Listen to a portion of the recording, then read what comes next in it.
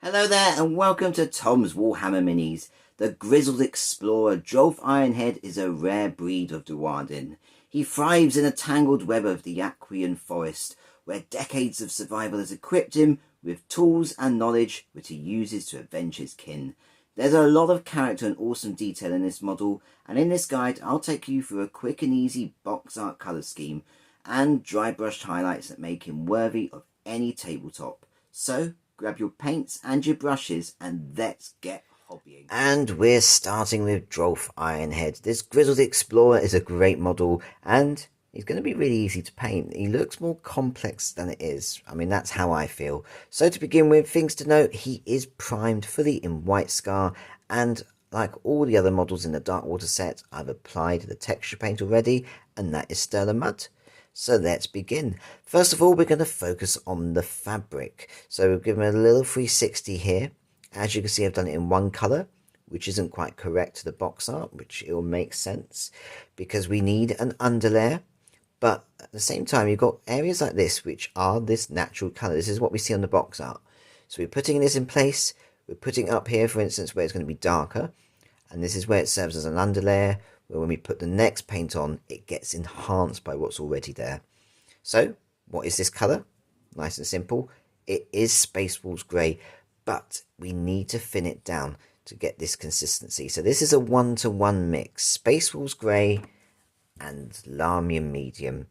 The Lahmium Medium is going to thin it down. It's going to give us control and help with the flow. So when you apply it very neatly, don't overload your brush. Start in the corners, for like an example here.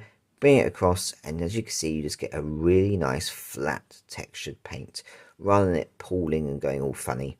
So where you see this blue, the light stuff and the darker bits, we're just applying it there. Nice and simple. You can absolutely reach the inside there. So at back of his trousers, just go in at this angle. It looks like it's a tight squeeze, but with a small airbrush, it's absolutely doable. So get those details done, let them dry fully, and we'll move on to the next step. Next up, we're going to start tinting part of that cloth to be that blue colour that we see on the box art. Still, we're keeping that consistency, that's that grey-blue spectrum rather than blue-blue. So, the colour here is Ultramarines Blue. And we're going to thin it down in a 1-to-1 mix with Lahmium Medium. So, taking that Ultramarines Blue and simply applying it over the front part here.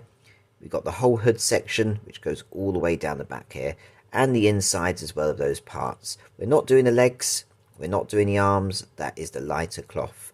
Now, as you can see, this is why we did the Space Wolves Grey first. This is blue. Essentially, by thinning it down, the Space Wolves Grey acts as the underlayer, and it still remains that grey-blue. And it matches the box art perfectly, so let that dry, and we're going to move on to the next step. Next up, we're taking Skeleton Horde, and this is for all of that rope and binding that we see across the model, as well as these sort of inside flaps of both the boots and his sleeves. Nice and simple, they're quite straightforward. Give another little 360. Just base coat them, let them dry, we're going to move on to another detail. Next up, taking Black Templar, we're going to base coat the boots of our model. Now, straightforward, just apply it straight on. The only difficulty is this boot here, his left-handed one, and that's because the inside, this part here, is a bit hard to get to, but it is doable. Essentially, you're going to have to get a brush in pretty much at this angle where I'm facing, and just slightly under this angle here. But it is doable, it's just something to be aware of. Now, before we move on, I just want to point out you've got this little bag here with these kind of nails in, or bits of wood. That also needs to be in Skeleton Horde, something I missed earlier, but it's worth pointing it out now. Now, moving on, our next colour is Cygor Brown. This is going to be for all of the darker brown leather details. This is not the back haversack, that's going to be a different brown, but we do have on the back this rope that's in Cygor Brown, and essentially it's on equal sides. You've got all of this stuff here. So it's bags and bags. You've got the cover that's holding the axe blade. You've got the bags here. More stuff there. The rope is on the underside as well, which you can easily reach just going from this angle. So yeah, base coat all of that. that needs to be done in the Skeleton Horde, and we'll move on to the next step. Next up, we're taking Garaghak Sewer, and nice and simply, this base coat is going over both of the gloves. Nothing really to mention here, just take your time.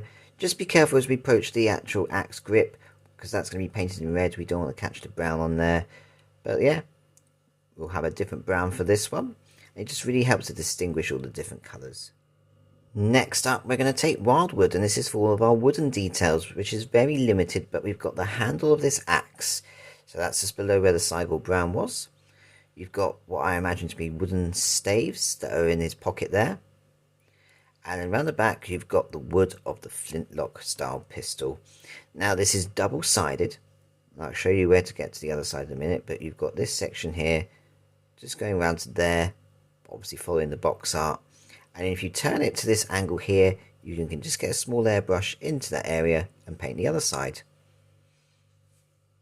Next up, we're taking Snakebite Leather, and this is going to be for this back sack here that he's got.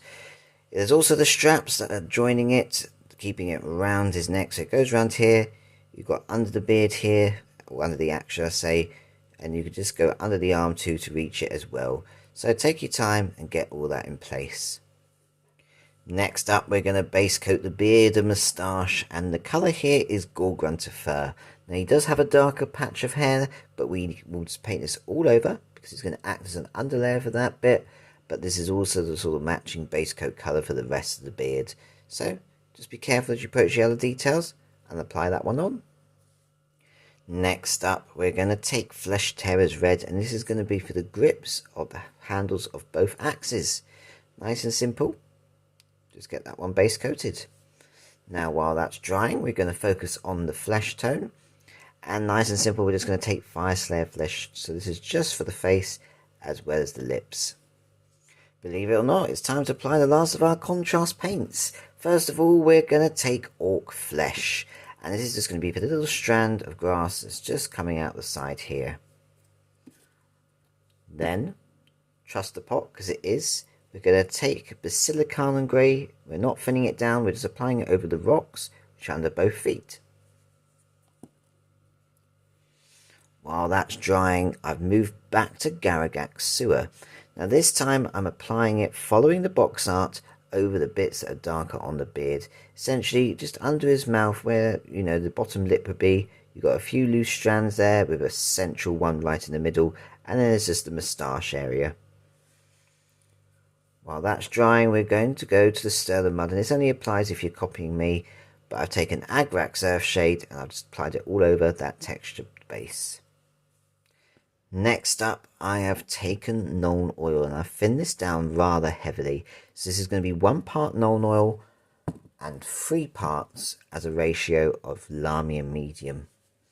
Now, the Nuln Oil is here for a very specific purpose. I don't particularly want to darken the model, but I do want to provide a little bit of subtle definition to all of our recessed areas, as well as the colours that we've done.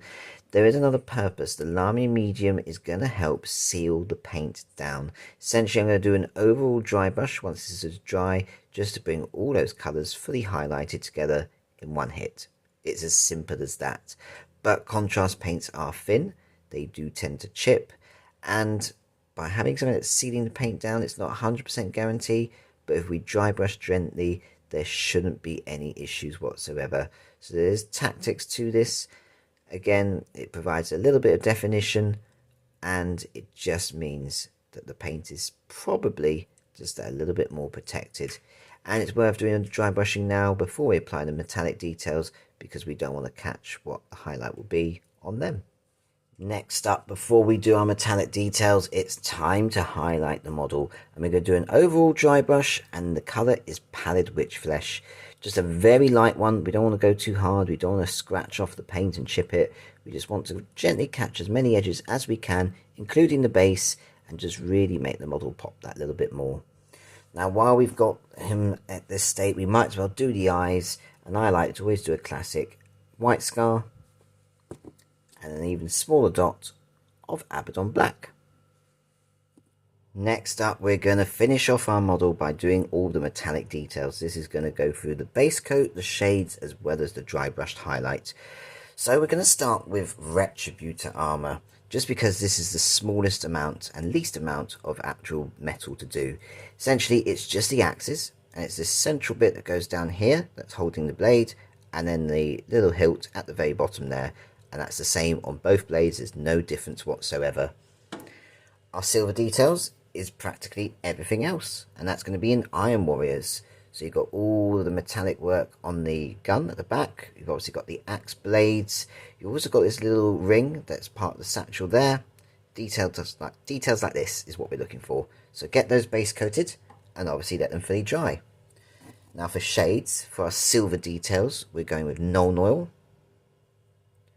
For our metallic details, I wanted to get a bit of warmth in there. So we've got all this cold grey blue. I thought something warm to go with that Flesh Tear's red work really nicely. So I've shaded the gold with Berserker Bloodshade. It's very subtle, but it works really nicely. And then obviously let that dry. We're going to give a dry brush, and for this one I've gone with Stormhost Silver, and that's for both the silver and the gold details. So we're getting them all in one go, finishing them off. And with that, the model is fully complete. There is a little bit of room here. I recommend just some very tiny small grass tufts. Even one there, if you say for instance you couldn't reach the inside of the cloak, or you're not confident enough, you could block out the view here and here with what I would call a tactical grass shrub. And there we have it. Drolf Ironhead is complete, and I really enjoyed this one. It's one of those models, and it could just be a me thing, but at first glance I thought, oh, this is a bit complex. Where do I start with this? The reality is, it's a really simplistic and easy model to paint. I love it. Now, if this video has inspired you, then please do give it that important like. Share it so others can see it, find the channel, get supported in the work they do. It's not a fame-hungry kind of channel. This is about supporting the Warhammer community.